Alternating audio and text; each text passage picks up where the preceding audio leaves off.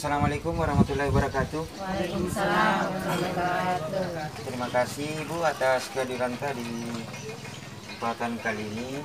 Jadi hari ini kita ketemu kembali di pertemuan kelompok untuk membahas masalah stunting. Tapi sebelumnya kita mulai, masih ingat kemarin kita lihat sejenak untuk sebelum kita mulai kegiatan mantul untuk kita semua tepuk tangan mantul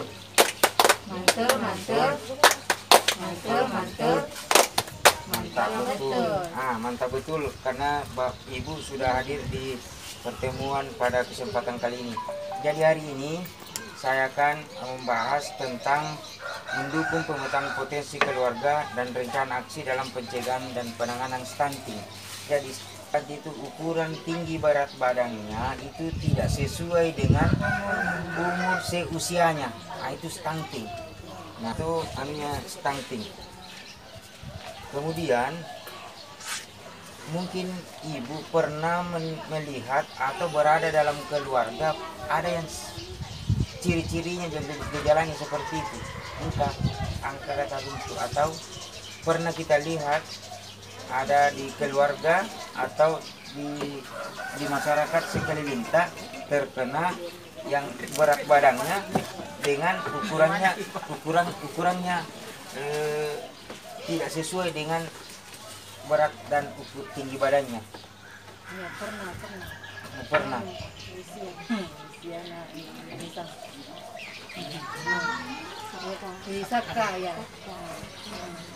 Nah, jadi terima kasih atas jawabannya tadi. Itu sebuah tapi bukan gejala stunting itu, bukan, karena umurnya sudah tua 50-an mungkin, 30-an. Nah, jadi di sini jika kita menemukan ukuran tinggi badan dan berat badan yang kita ketahui lihat di sekitar atau anak kita, itu sebenarnya keluarga dapat, ini yang kita lakukan, keluarga dapat mengoptimalkan bansos untuk pemenuhan gizi anak. Artinya kita bisa memanfaatkan bansos itu, bantuan sosial untuk gizi keluarga, untuk pemenuhan gizi keluarga. Itu apalagi kita rawan dengan pestisida, karena itu adalah salah satu pemenuhan kebutuhan gizi. Kemudian di sini juga stimulasi. Sebelumnya stimulasi itu adalah istilahnya stimulasi, yang mana stimulasi itu adalah rangsangan, baik itu gerakan, suara, adalah gerakan yang diberikan kepada anak seumpama tampu tahu itu, ibu hamil itu kan anak dia itu bergerak di dalam rahim. Stimulasinya untuk digerakkan itu biasa disenter, pakai senter, goyang-goyang, dikasih goyangkan dengan cahaya. Maka rangsangan janin yang ada dalam di dalam perut itu akan mengikuti senter yang ketika walaupun dengan suara. Itu di dalam rahim. Kalau sudah lahir ada juga kayak itu pakai lewangi itu nyanyikan pada saat masih kecil 0 sampai 6 bulan. Itu rangsangan-rangsangan semua itu artinya stimulasi. Nah, ketika ada yang kita temukan gejala stunting, maka kita bisa biasanya melapor ke mana? Biasanya melapor ke layanan yang ada di sekitar lingkungan. Seperti posyandu, puskesmas, dinas sosial, pendamping, kemudian balai rehabilitasi sosial anak yang memerlukan perlindungan khusus. Ini nanti ada cerita, jadi kolektif bagi dua ini kelompok 1, kelompok 2. Kita ini mau belajar tentang penanganan stunting, simulasi penanganan stunting. Ini Asep genap berumur 3 tahun. Akan tetapi sang ibu melihat tinggi badan Asep tidak seperti anak seusianya. Orang tua Asep sekarang sangat khawatir melihat perkembangan anaknya. tetapi tidak mengetahui apa yang harus dilakukan. Asep tinggal di dusun yang terpencil, tidak ada fasilitas kesehatan dan tidak memiliki uang untuk pergi ke fasilitas kesehatan. Ibu Asep hanya sering bertemu dengan pendamping PKH yang mendatanginya setiap sebulan sekali. Pertanyaannya, apa yang harus dilakukan oleh orang tua Asep karena tidak makan makanan bergizi, karena ibunya tidak memanfaatkan bantuan sosial untuk memenuhi gizi. Sekarang Nina tidak terbiasa makan makanan bergizi dan kondisinya semakin memburuk serta sakit-sakitan. Nina sering menjadi bahan olokan teman-temannya.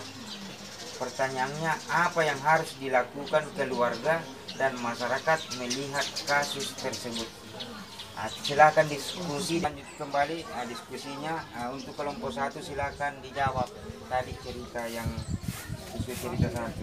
Apa yang harus dilakukan orang tua Asep? Jawab, melapor kepada setempat dan meminta pertolongan kepada pendamping PKH.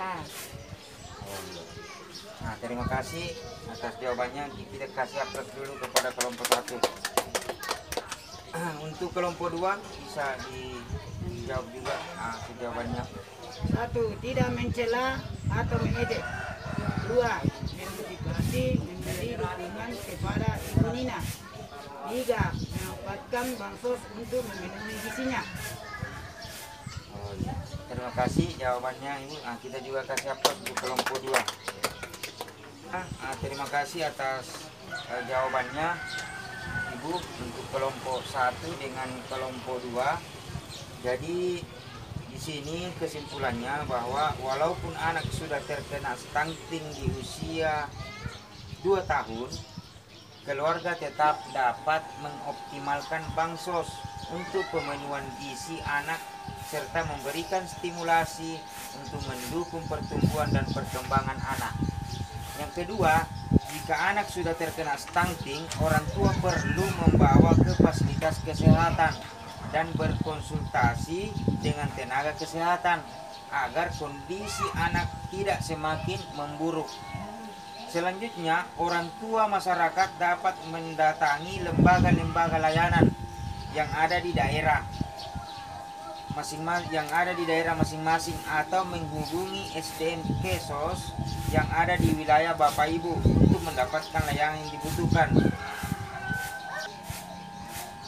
Layanan apa yang sering Ibu lakukan di tempat layanan rujukan apa yang ketika Ibu mau lakukan ketika ada yang terkena stunting, layanan yang mana yang kita mau pakai ketika mau merujuk